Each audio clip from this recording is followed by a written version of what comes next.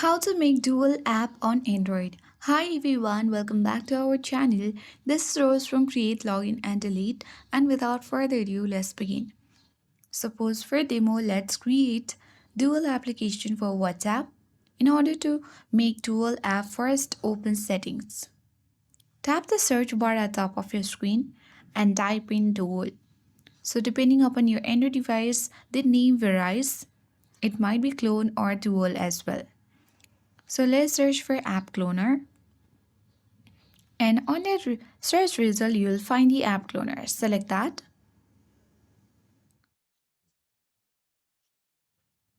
Here you will see the recommended applications and all the applications to make app cloner or dual app.